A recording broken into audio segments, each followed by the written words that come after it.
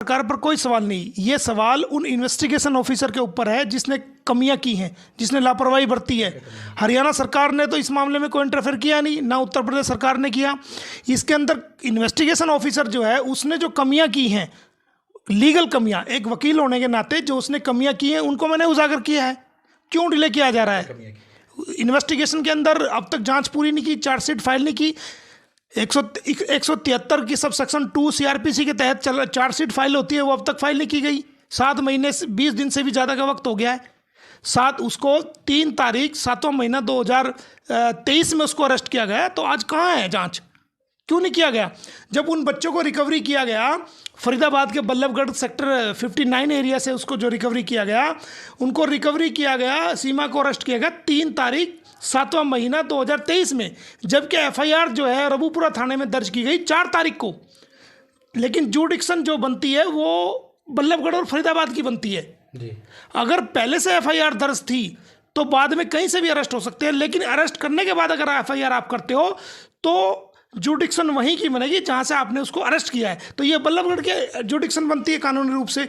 और उन बच्चों को सीमा से रिकवरी किया गया, तो जब बच्चों को सीमा से रिकवरी किया गया, तुरंत प्रभाव से जो चाइल्ड प्रोटेक्शन ऑफिसर होता है उसको सूचना दी जानी चाहिए थी फरीदाबाद को, और वहीं के सरकारी अस्पताल में तुरंत प्रभाव से उनका सरकारी मेडिकल होना चाहिए था, सीमा का मेडिकल होना चाहिए था, उनके 4 बच्चों का मेडिकल होना चाहिए था, क्योंकि मामला इंटरनेशनल लेवल से जुड़ा हुआ है। कल को हमारे ऊपर उनको इन्वेस्टिगेशन ऑफिसर को कानून को पालना करना चाहिए था कि कल को हमारे ऊपर उंगलियां उठ सकती है जांच के ऊपर। क्यों उनका मेडिकल नहीं कराया गया? वहाँ पर मेडिकल होना चाहिए था। और जब उनको कोर्ट में पेश करना चाहिए था, उस वक्त कोर्ट में पेश करने से पहले भी दोबारा मेडिकल होना चाहिए था। देखिए, वो बायोलॉजिकल फादर है, और बायोलॉजिकल फादर है तो वो अपने बच्चे मांगने का अधिकार उसको है, क्योंकि बिना तलाक लिए ये इलीगल रिलेशन में रह रही है। ये कोई लीगल, ये अपना आपको कहती है मेरा पति परमेश्वर है, वो बोलती है ना कि तलाक तो दे दिया था गुलाम हैदर ने, बोल दिया था 3 तलाक। नहीं, अगर कोई तलाक नहीं दिया, तलाक अगर दे दिया था तो पासपोर्ट के अंदर वाइफ ऑफ जो है ना गुलाम हैदर लिखा हुआ है। जमानत 7/7/2023 को जो ऑर्डर हुआ उसके अंदर जो जमानत याचिका फाइल की सीमा ने, उसके अंदर अपना आपको गुलाम हैदर की बीवी दिखाया। क्यों नहीं दिखाया उसमें तलाकशुदा? उसके अंदर कोई लिखी है एप्लीकेशन? कोई प्रूफ नहीं है। एक मैरिज सर्टिफिकेट उससे रिकवरी हुआ, उसके अंदर उसके पति का नाम गुलाम हैदर लिखा हुआ है, पासपोर्ट के अंदर लिखा हुआ है। जब तलाक हो जाती है तो पासपोर्ट के अंदर पति का नाम कटवा करके फादर का नाम आता है। सीमा तो झूठ फैला रही है। वो कह रही है 4-5 साल से अगर ताल्लुक नहीं था तो उसकी पहली बेटी 3 साल की है। आप खुद ही समझदार हैं। पहली बेटी जो है 3 साल की, दूसरा बच्चा 4 साल का, तीसरा बच्चा 5 साल का और चौथा बच्चा 6 साल का। और बहुत सारे सबूत हैं मेरे पास, मैंने मंगाए हैं कि जो गुलाम हैदर इसको हर महीने जो है पैसे भेजता था, उसका रिकॉर्ड है पूरा। तो फाइनली तैयारी क्या है आपकी आगे? तैयारी ये है कि इसको सजा कराएंगे 5 साल की। इसने भारत की सीमा में जो एंट्री करी है गलत तरीके से। सीमा मीना कह लीजिए, उसके साथ साथ काफी बड़े बड़े वकील भी खड़े। नहीं, कोई भी चैनल को मैं आपके चैनल के माध्यम से ये कह रहा हूँ कि कोई भी चैनल, ये मेरी पोलाइट रिक्वेस्ट है, हम्बल लीगल रिक्वेस्ट है, ये कोई धमकी नहीं है। ये polite humble, it's my polite humble request to the all media channels, print media along with the electronic media, के सीमा को कोई भी, मेरी ये आवाज़, मेरी ये बात सुनने के बाद सीमा को कोई भी सचिन की वाइफ नहीं लिखेगा और ना ही किसी बाइट में डिनोट करेगा। लेकिन वो सोशल मीडिया हर जगह पर सीमा ये, सीमा वो, सीमा ये, नहीं, वो गलत है। और जो 19 तारीख को जेवर कोर्ट ने ऑर्डर किया है, उस ऑर्डर में भी ऑनरेबल कोर्ट ने सीमा को हैदर की वाइफ माना है। मेरे पास कोर्ट के ऑर्डर है। अगर कोई व्यक्ति उसको सचिन की वाइफ लिखता है तो मैं उसके खिलाफ कंटेम्प्ट फाइल करूंगा। वो अपनी मर्जी से आई है, लेकिन वो गलत तरीके से आई है। ना तो उसने पाकिस्तान में कोई डिवोर्स फाइल किया है, ना ही कोई डिवोर्स की डिग्री है, ना ही उसने भारत में कोई डिवोर्स गुलाम हैदर से लिया है। वो अब तक उसकी लीगल वाइफ है, और सचिन के साथ वो इलीगल रिलेशन में रह रही है, और उसको इलीगल फ्रेंड कहा जाएगा। वो उसकी किसी रूप में भी लीगल रूप से वाइफ नहीं है।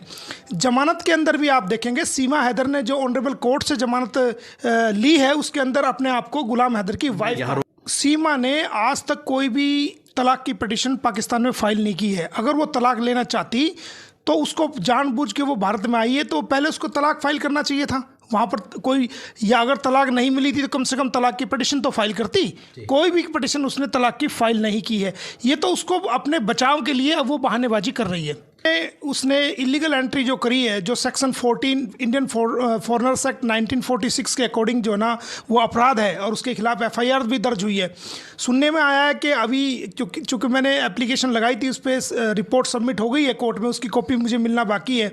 सुनने में आया कि उसने फर्जी कुछ डॉक्यूमेंट्स भी क्रिएट किए हैं भारत के अंदर, तो अगर वो इन्वेस्टिगेशन में आते हैं तो उसके खिलाफ 420 का भी मुकदमा इसमें ऐड होगा, और उसको कम से कम 5 से 7 साल की सज़ा ज़रूर होगी। तो बच्चों को लेकर भी आप सवाल उठा रहे हैं कि धर्मांतरण किया गया, जबकि सीमा खुद लेकर आई है, कोई ज़बरदस्ती नहीं की गई, सीमा खुद बच्चों का धर्मांतरण करवा रही है, तो सचिन का कहाँ रोल है इसमें? देखिए, आपका ताल्लुक सचिन से है तो आप अपना ताल्लुक रखिए। प्यार में धर्म जाति पाति तो होता नहीं है।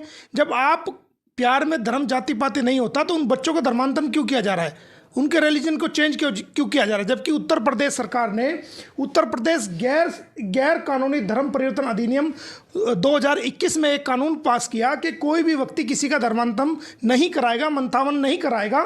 और ये उत्तर प्रदेश के अंदर अब तक गालिबन 427 एफआईआर हो चुकी है और 833 लोगों को अरेस्ट किया जा चुका है। तो ये तो नाबालिग है, और नाबालिग को कोई धर्मांतरण कराता है, SC/ST को या नाबालिग को या महिलाओं को प्रलोभन दे करके, लालच दे करके, मजबूर कर करके, या फिर उन्हें गुमराह करके, ब्रेन वॉश करके, तो उसको 3 से 10 साल तक की सज़ा है और 15,000 से 50,000 तक का जुर्माना है। देखिए, चूँकि मेरे पास वो केस नहीं आया था, अगर उसका पति मेरे पास आता तो मैं फिर उसके लिए बहुत बेहतरीन जो है ना लीगल कार्रवाई करता, और वो मैंने सिर्फ मीडिया में पढ़ा था। लेकिन चाहे वो अंजू हो, चाहे वो सीमा हो, जब तक वैलिड, चाहे वो ये एप्लीकेबल मामला हिंदुओं पे, मोमडन्स पे, सिख पे, ईसाइयों पे, दुनिया के तमाम और भारत के तमाम लोगों पे लागू है कि वो बिना डिवोर्स के दूसरी शादी नहीं कर सकते। पहले ही उसको डिवोर्स लेनी पड़ेगी। हिंदू समाज को पहले डिवोर्स लेनी पड़ेगी पहले पति से, उसके बाद मुस्लिम समाज की लेडी को भी पहले डिवोर्स लेनी पड़ेगी, उसके बाद आप लीगली कहीं भी शादी कर सकते हैं। क्यों नहीं कर पा रहे? नहीं, हम तो यकीन कर रहे हैं, हम तो सज़ा दिलाएंगे। हम तो सरकार ने जो मुकदमा दर्ज क्या सज़ा दिलाएंगे आप? उसको कम से कम 5 साल की सज़ा दिलाएंगे कि वो भारत में एंट्री क्यों की है इलीगल, और उसने इन बच्चों के जीवन को भी स्पॉइल कर दिया। इन्हीं के सहारे से उसको यहाँ पर एंट्री लेके आई। तो ये कह रहे कि उनसे बेहतर जीवन है इनका।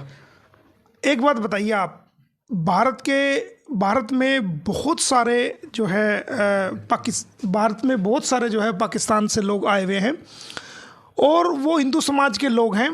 तो वो कह रहे हैं कि भाई यहाँ पर जो है ना जीवन ये अच्छा है, ठीक है, वो भारतवासियों के लिए है ना। इसका मतलब तो आप पाकिस्तान के सभी बच्चों को ले आओ फिर यहाँ। हमारी क्या जिम्मेदारी है?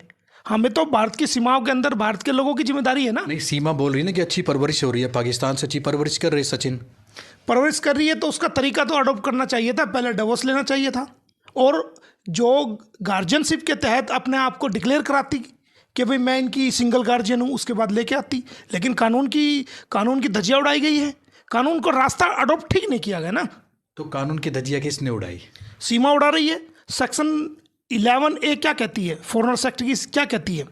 वो ये कहती है कि आप फॉरेनर्स अगर के खिलाफ अगर कोई एफआईआर होती है तो उस पर रिस्ट्रिक्शंस हैं। वो कोई रील नहीं बना सकता, वो फिल्म नहीं बना सकता, वो सोशल मीडिया पे पोस्ट नहीं कर सकता, जनरल पब्लिक पे पोस्ट नहीं कर सकता, टेलीविजन पे नहीं दे सकता।